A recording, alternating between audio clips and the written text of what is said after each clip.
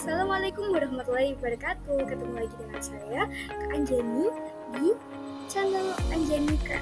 Di sini kita akan bahas tentang zakat, fikih pendidikan agama Islam. Sudah tahu apa belum tentang zakat? Yuk kita bahas. Terus, apa saja sih yang akan kita bahas pada video ini? Yang pertama, ada pembahasan tentang pengertian zakat. Yang kedua, ada pembahasan tentang syarat zakat, baik syarat tentang orang yang berhak zakat atau harta yang diwajibkan untuk dizakat. Yang ketiga, ada pembahasan tentang rukun zakat. Yang keempat, ada pembahasan tentang orang yang berhak menerima zakat. Selain itu, kita akan mengetahui tentang pembagian zakat. Ada yang tidak tahu? Kalau belum, yuk!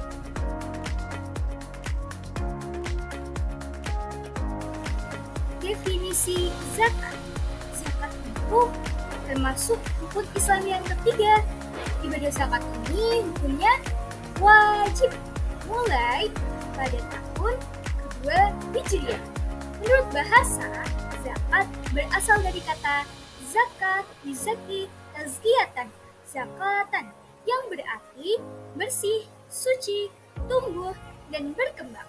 Secara istilah, dalam hukum Islam, zakat adalah mengeluarkan atau memberikan sebagian harta tertentu kepada orang-orang yang berhak menerimanya dengan syarat dan ketentuan yang tertentu pula. Nah, kalau kita berzakat, tujuannya itu untuk apa? Membayar zakat bertujuan untuk membersihkan dan mensucikan harta yang kita miliki agar tercipta kedamaian dan ketentraman jiwa. Dalam zakat ini ada istilah penting. Yang pertama ada mustahik, yang kedua ada muzaki. Mustahik itu apa sih? Mustahik artinya orang yang berhak menerima zakat. Sedangkan muzaki artinya orang yang memberi atau mengeluarkan zakat. Ingat ya, membayar zakat hukumnya wajib jika telah memenuhi syarat dan rukun serta ketentuan lainnya.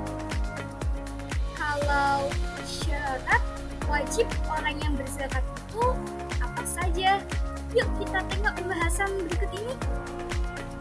Syaratnya ada 4. Yang pertama, beragama Islam. Orang itu agamanya Islam. Yang kedua, merdeka. Artinya bebas atau tidak berada dalam ancaman. Yang ketiga, akil balik atau sudah dewasa. Yang keempat, memiliki harta untuk yang dizakati. Itu adalah syarat orang-orang yang wajib untuk berzakat. Sebelumnya kan sudah dibahas apa saja syarat orang yang wajib untuk berzakat. Sekarang membahas tentang apa saja sih harta, syarat harta yang wajib untuk dizakatkan. Berikut ini. Yang pertama, hartanya itu harus harta yang baik dan halal. Ingat ya, harta yang halal. Berarti bukan hasil mencuri atau hasil haram yang lainnya. Terus yang kedua, harta milik sendiri atau bukan orang lain. Artinya harta itu ya milik kita. Yang ketiga, telah mencapai nisab atau jumlah tertentu. Jadi, zakat itu ada ketentuan masing-masing ya. Yang keempat, telah mencapai haul atau telah tersimpan selama 1 tahun. Tadi sudah membahas tentang apa? Definisi dan syarat. Sekarang kita akan membahas rukun. Apa saja sih rukun zakat? Rukun zakat ini penting untuk kita ketahui karena menentukan keabsahan zakat yang kita berikan. Rukun zakat ada berniat ketika kita menunaikan zakat. Kedua, adanya muzaki atau orang yang berzakat. Ketiga, adanya orang yang mustahik atau yang menerima zakat. Keempat, adanya barang atau harta untuk berzakat. Lalu, siapa saja sih yang berhak untuk menerima zakat yang kita berikan? golongan mustahik zakat. Ada berapa? Ada 8. Ingat ya, mustahik zakat itu ada 8. Yang pertama ada fakir atau orang yang tidak memiliki harta. Orang fakir ini tidak memiliki harta ataupun tenaga untuk memenuhi kebutuhan hidupnya. Penyebabnya apa sih? Penyebabnya itu bisa jadi karena cacat fisik atau karena usia telah jompo, jadi tidak bisa mencari nafkah. Yang kedua ada miskin. Orang yang miskin itu berbeda dengan orang yang fakir. Kalau miskin itu artinya orang yang kekurangan harta. Orang miskin ini tidak memiliki harta yang cukup atau pekerjaan yang tetap, sehingga tidak dapat mencukupi kebutuhan dalam hidupnya. Yang ketiga ada amil. Amil artinya panitia zakat. Amil ini bertugas untuk mengurus zakat-zakat ya. Mulai dari apa saja, mulai dari pengumpulan, penerimaan, penyaluran, bahkan pengelolaan zakat lainnya. Yang keempat ada mu'alaf. Mu'alaf artinya orang yang baru masuk Islam. Karena agar mantap keimanannya, kita boleh kok memberikan zakat pada mu'alaf. Karena mereka sedang menyesuaikan diri dalam keadaan baru. Yang kelima ada hamba sahaya. Hamba sahaya adalah budak belian yang ingin merdeka. Hamba sahaya ini itu berada dalam kekuasaan orang lain dan telah dijanjikan oleh tuannya bahwa dia boleh menebus dirinya. Yang keenam ada horim. Horim adalah atau horim artinya orang yang berhutang. Horim ini terlilit hutang dalam memenuhi kebutuhan hidupnya dan tidak sanggup untuk membayarnya. Ingat ya, tidak sanggup untuk membayar hutangnya kecuali dengan bantuan zakat. Yang ketujuh ada sabilillah. Sabilillah itu artinya orang yang berjuang di jalan Allah. Sabilillah ini, fisabilillah, sekelompok orang yang melakukan kegiatan untuk kepentingan agama Allah Subhanahu wa taala dan mempertahankan Islam dan kaum muslim. Jadi, konteks fisabilillah dulu dan sekarang ini berbeda. Kalau dulu biasanya yang kayak jihad fisabilillah. Tapi kalau ini ya, keadaan sekarang itu fisabilillah berupa orang yang menegakkan kepentingan masyarakat seperti adanya ya pendiri pantai asuhan atau pengajian atau pendidikan serta tempat-tempat umum yang lainnya untuk kepentingan umat agama Islam. Jadi ya fisabilillah konteks sekarang itu berbeda. Yang kedelapan ada Ibnu Sabil. Ibnu Sabil itu adalah orang yang dalam perjalanan. Dalam perjalanan ini karena ia tuh kehabisan bekal. Perjalanan ini untuk kebaikan dan sangat membutuhkan bantuan untuk bisa sampai tujuan. Jadi sekarang kalian sudah tahu kan siapa saja orang yang boleh atau berhak menerima zakat. Ada 8 itu ya, ingat ya. Sekarang kita akan mengerti zakat itu terbagi menjadi berapa sih? Zakat itu terbagi menjadi 2. Yang pertama ada zakat fitrah, yang kedua ada zakat mal. Pembahasan pertama yaitu zakat fitrah. Nah, sekarang kita akan mengenal zakat fitrah. Yang pertama, apa sih zakat fitrah itu? Zakat fitrah adalah zakat yang diwajibkan kepada setiap jiwa, yakni mengeluarkan sebagian harta. Berupa apa? Berupa makanan pokok yang dimakan kepada orang yang berhak menerimanya. Zakat fitrah itu hukumnya apa sih? Wajib bagi setiap jiwa atau setiap individu. Nah, terus kita kalau mengeluarkan zakat fitrah itu sebanyak apa atau sebesar berapa?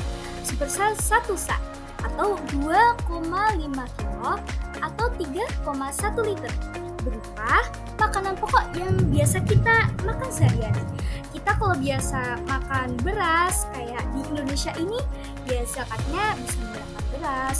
Atau kalau di daerah Arab bisa menggunakan kurma. Atau kalau kebiasaannya menggunakan makan gandum atau sagu, bisa dengan itu. Atau bisa dengan uang. Uang ini sebagai pengganti makanan pokok sesuai harga pasarnya. Kalau kita mengeluarkan zakat itu kapan? Ya, sejak terbit fajar Idul Fitri hingga menjelang sholat Id. Tapi zakat fitrah ini juga bisa dilakukan dari awal bulan Ramadan hingga akhir bulan Ramadan.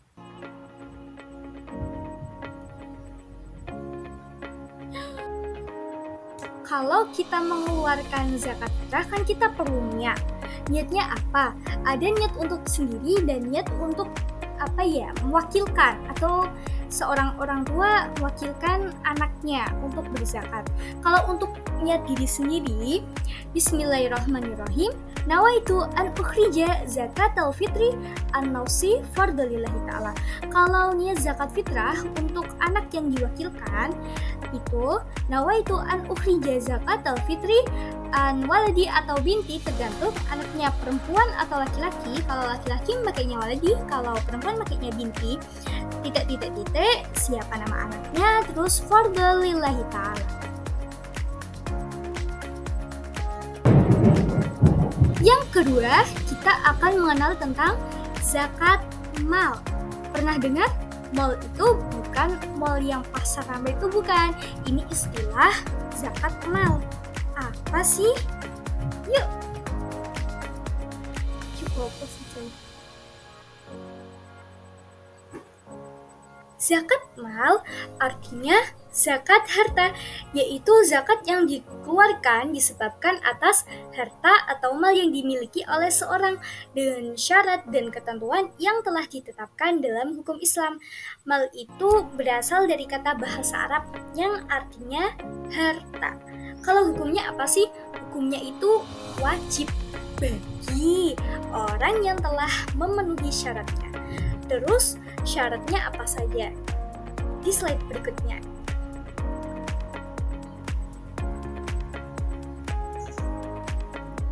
Apa saja sih syarat seorang diwajibkan mengeluarkan zakat mal? Bukan mal. Yang pertama, pemilik harta itu adalah orang Islam yang sudah baligh dan berakal. Yang kedua, harta itu milik penuh, yaitu semua hartanya itu merupakan miliknya sendiri. Yang ketiga, berkembang, yakni harta ini memiliki potensi untuk terus berkembang. Yang keempat, mencapai nisab, yakni harta ini telah mencapai jumlah tertentu sesuai ketentuannya. Yang kelima, bebas dari hutang, yakni harta diperoleh dengan usaha sendiri. Yang keenam, mencapai 1 tahun atau haul. Yang ketujuh, dapat diambil manfaatnya. Contohnya seperti rumah, mobil, pertanian, uang, emas, perak, tambang, dan lain sebagainya. Emang harusnya semua harta yang kita miliki itu wajib dizakati? Tidak. Ada jenis harta benda yang wajib dikeluarkan zakatnya, antara lain berupa binatang ternak atau istilahnya al-an'am. Terus ada perak, emas, dan nukur. Ada tijaroh yang artinya harta perniagaan. Ada zubo yang artinya hasil pertanian. Ada ma'ubin yang artinya hasil tambang, dan rikaz atau barang temuan. Kalau kita nemuin barang, itu juga wajib dizakati ya, tapi harus memenuhi syarat-syarat yang sudah disebutkan pada slide sebelumnya.